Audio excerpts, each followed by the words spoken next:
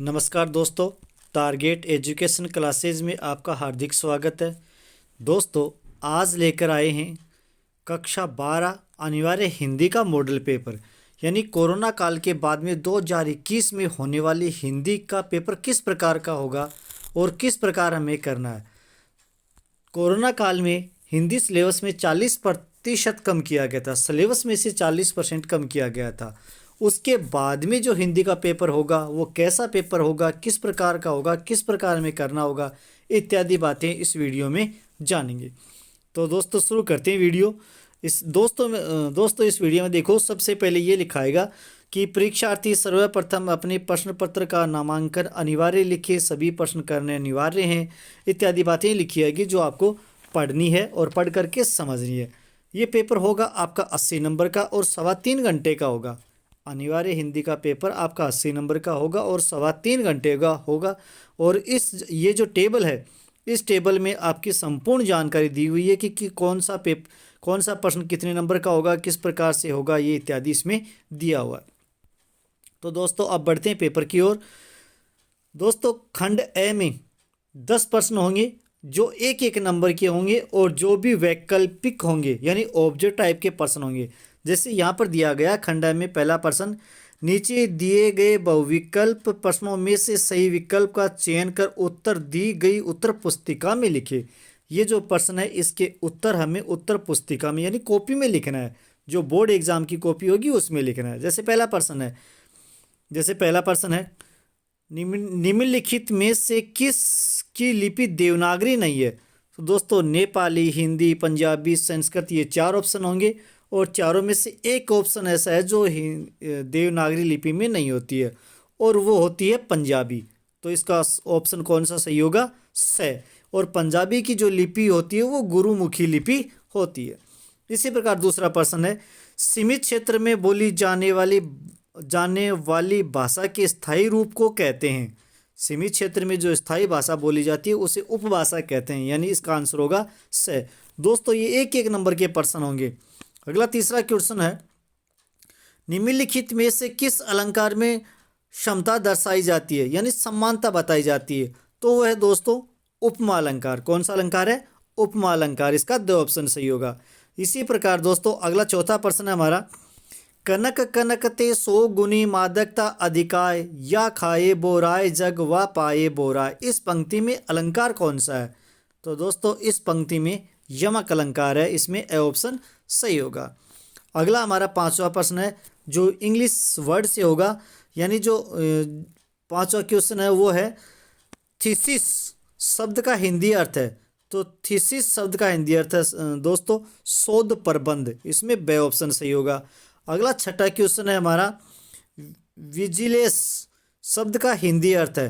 तो विजिलेंस शब्द का हिंदी अर्थ है सतर्कता, इसमें ए ऑप्शन सही होगा। दोस्तों ये 1 से लेकर 10 तक के प्रश्न एक एक नंबर के होंगे और इनके आंसर हमें जैसा भी प्रश्न पत्र में ए बे से दो जय जो भी सही है उसे कॉपी में लिखना है, प्रश्न संख्या लगाकर आंसर संख्या लगा करके हमें लिखना है। अगला क्वेश्चन है हमारा 7वां प्रश्न, चूड़ामणि द्वारा स्वर्ण थाल उपहार में प्रस्तुत करने पर ममता ने कहा। अब ममता ने क्या कहा था?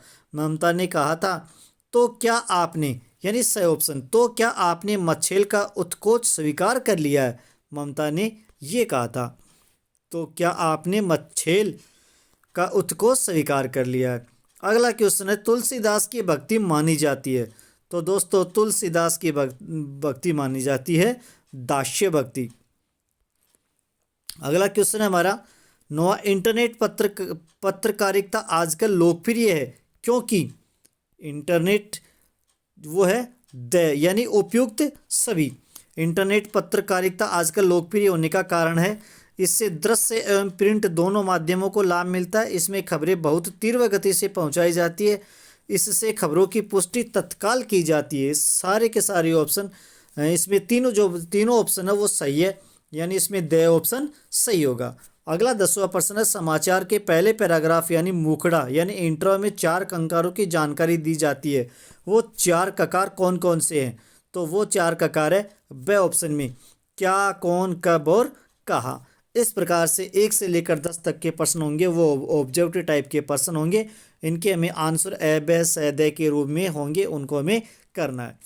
अगला दोस्तों अति लघुत्रात्मक प्रश्न होगा, यानी प्रश्न नंबर 2 से लेकर 5 तक अपठित गद्यांश को पढ़कर इसमें से जो प्रश्न पूछे जाते हैं वो हमें देना है।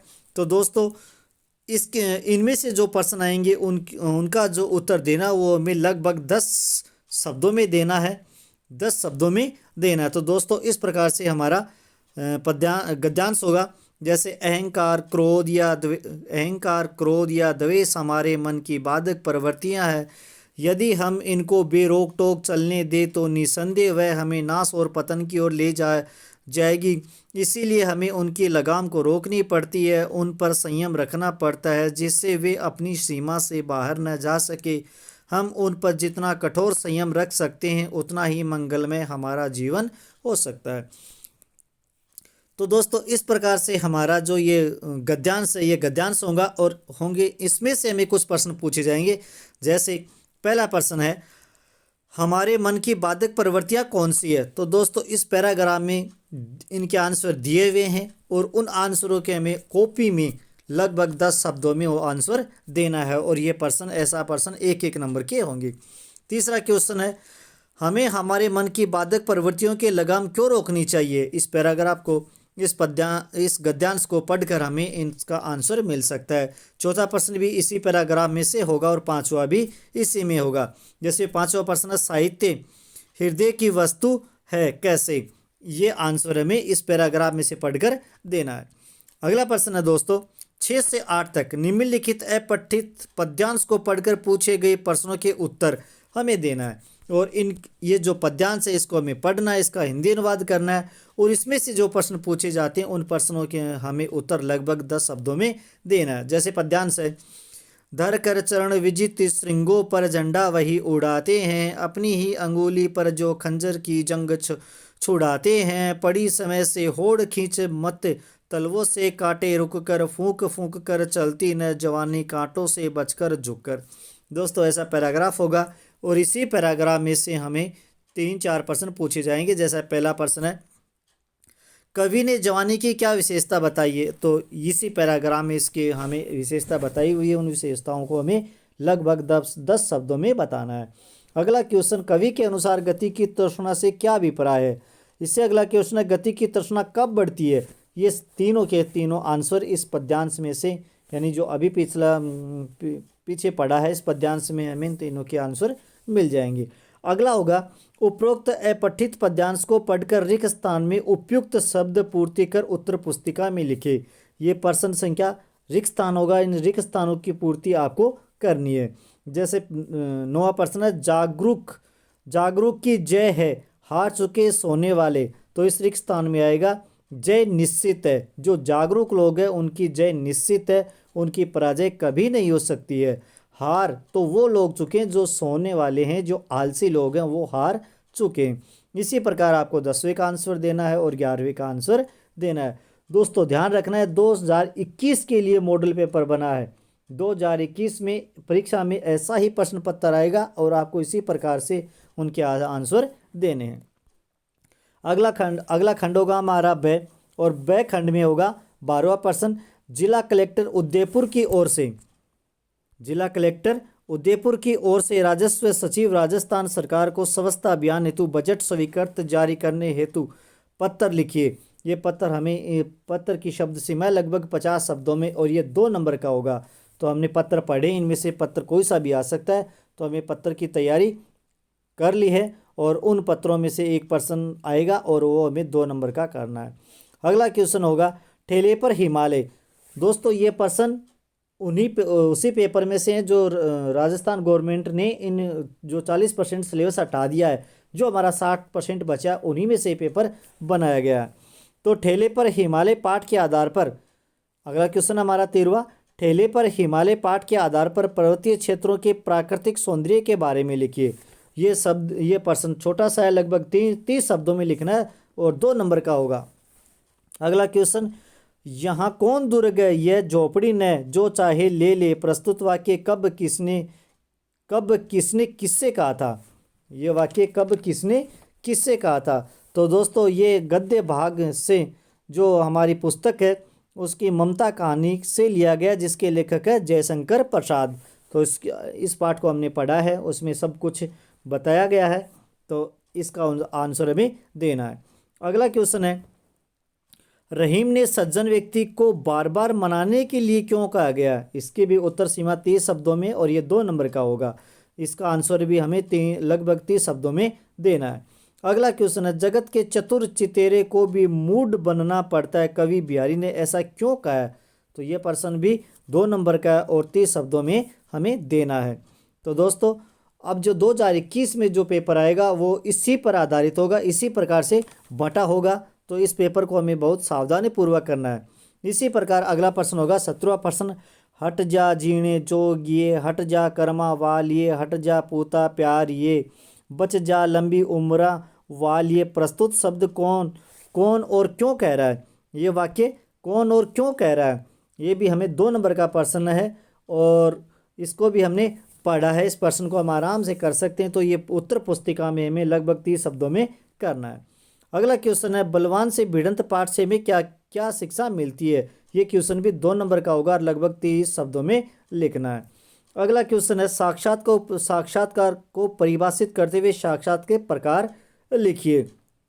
तो दोस्तों हमने साक्षात्कार में पढ़ा है कि साक्षात कितने प्रकार के होते हैं, उनके नाम हमें यहाँ पे लिखना है और वो भी लगभग 30 शब्दों में लिखना है। अगला होगा हमारा सखंड। अगला खंड कौन सा होगा? सखंड। यानी इसका जो प्रश्न होगा वो 4 नंबर का होगा और ये अथवा में दिए होंगे। जैसे ये प्रश्न है, रिपोर्टाज एवं यात्रा वृत्तांत के अंतर को स्पष्ट कीजिए। यह आंसर हमें लगभग 60-70 शब्दों में देना है। इसी का अथवा दिया होगा, रिपोर्ट और रिपोर्टाज के अंतर को 100 उदाहरण सहित स्पष्ट कीजिए। ये 4 नंबर का प्रश्न होगा और हमें ये कॉपी में करना है। इसी प्रकार अगला प्रश्न है, डायरी लेखन को स्पष्ट करते हुए इसके महत्व को समझाइए। इसी का अथवा, यानी ये प्रश्न बड़ा है तो इसका अथवा होगा, खेल पत्रकारिता पर एक टिप्पणी लिखिए। तो ये 4 नंबर का प्रश्न है और इसकी जो उत्तर की शब्द सीमा है वो लगभग 60 शब्दों में दी जाएगी। अगला क्वेश्चन होगा 22 का, निम्नलिखित विषयों में से किसी एक विषय पर लगभग 300 शब्दों में निबंध लिखना है। और निबंध का हमारे पास ऑप्शन होंगे 4, चारों में से कोई एक चुनना है और वो लगभग 300 शब्दों में हमें लिखना। ये 4 नंबर का निबंध होगा। अगला क्वेश्चन होगा हमारा 23 का, जयशंकर प्रसाद लेखक या राइटर या कोई भी हो सकता है, लेखक भी हो सकता है, कवि भी हो सकता है। जयशंकर प्रसाद के, जैसे ये प्रश्न है, जयशंकर प्रसाद के व्यक्तित्व एवं कर्तृत्व का परिचय लिखिए। इसी का अथवा है, कवि भूषण के व्यक्तित्व एवं कर्तृत्व का परिचय दीजिए। दोस्तों ये प्रश्न 4 नंबर का होगा और इसमें दो ऑप्शन दिए होंगे या 2 लेखक दिए होंगे, 2 कवि दिए होंगे। उन दोनों में से हमें जो सबसे अच्छा आता है, जिसके बारे में हम जानते हैं, उसी के बारे में हम व्यक्तित्व और कर्तृत्व का वर्णन करेंगे। तो दोस्तों आगे बढ़ने से पहले अगर आपने इस चैनल को सब्सक्राइब नहीं किया तो चैनल को सब्सक्राइब कर दे और बेल आइकन दबा दे ताकि नई वीडियोज़ का नोटिफिकेशन आपको मिल सके। तो दोस्तों बढ़ते हैं आगे पेपर की ओर। हमारा 25 का प्रश्न होगा, निम्नलिखित गद्यांशों में से किसी एक गद्यांश की सप्रसंग व्याख्या कीजिए। दोस्तों हमारे पास ये जो व्याख्या होगी गद्यांश की हो या पद्यांश की, इसमें भी हमें ऑप्शन दिया होगा यानी अथवा दिया होगा। जैसे यहाँ पर है, गद्यांश किसी आती हुई आपदा की भावना या दुख के कारण साक्षात्कार से जो एक प्रकार का आवेगपूर्ण अथवा स्तंभकारक मनोविकार होता है उसी को भय कहते हैं। तो दोस्तों ये हमारा पहला पाठ है और पहला पाठ किसका लिखा हुआ है? रामचंद्र शुक्ल द्वारा लिखा हुआ है। तो उसकी हमें व्याख्या करनी है। ये 5 नंबर का क्वेश्चन होगा और उसकी लगभग उत्तर सीमा होगी 80 शब्द। इसी का अथवा दिया होगा, जैसे यहाँ पर दिए रखा है, बाजार में एक जादू है।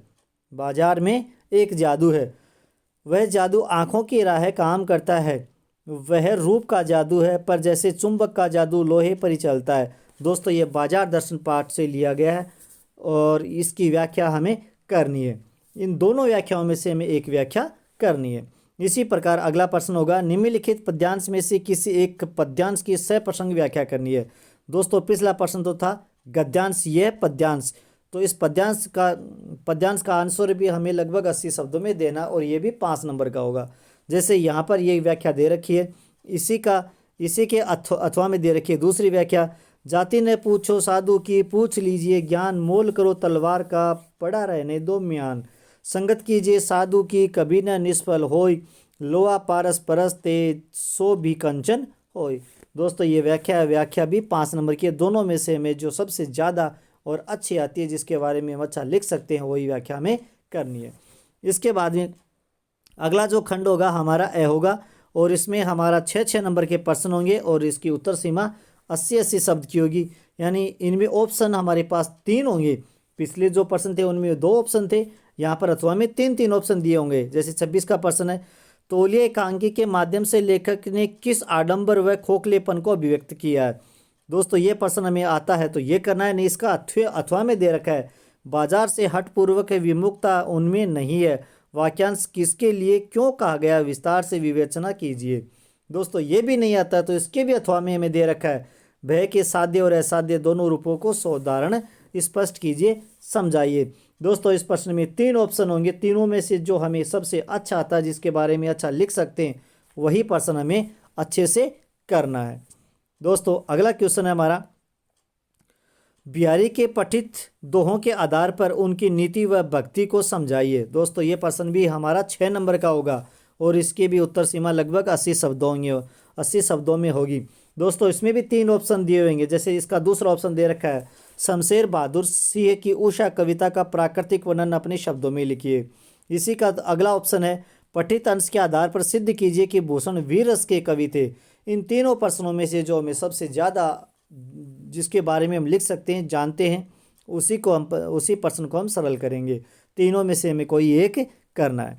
इसी प्रकार अंतिम प्रश्न है 28 का प्रश्न है, देवनारायण जी एवं महाराजा सूरजमल के सामाजिक एवं धार्मिक महत्व को लिखिए। ये भी 6 नंबर का प्रश्न होगा, बड़ा प्रश्न होगा। तो दोस्तों ये भी लगभग 80 शब्दों में हमें लिखना है। इसमें भी अथवा दे रखा है, जैसे महादेव वर्मा द्वारा रचित गोरा रेखा चित्र की विशेषताओं का वर्णन कीजिए। इसका अगला अथवा है, खादी का जन्म, जो मोहनदास करमचंद गांधी द्वारा लिखा गया है। खादी का जन्म पाठ का सारांश अपने शब्दों में लिखिए। दोस्तों इन तीनों प्रश्नों में से हमें जो अच्छी प्रकार से आता है, जिसके बारे में अच्छा से अच्छा लिख सकते हैं, वही प्रश्न हमें करना है। तो दोस्तों ये था 2021 में होने वाली बोर्ड एग्ज़ाम का मॉडल पेपर इसी प्रकार का आएगा। दोस्तों ध्यान रखना। तो दोस्तों ये वीडियो आपको कैसा लगा कमेंट में लिखिए, वीडियो को लाइक और ज़्यादा से ज़्यादा शेयर करें। धन्यवाद दोस्तों।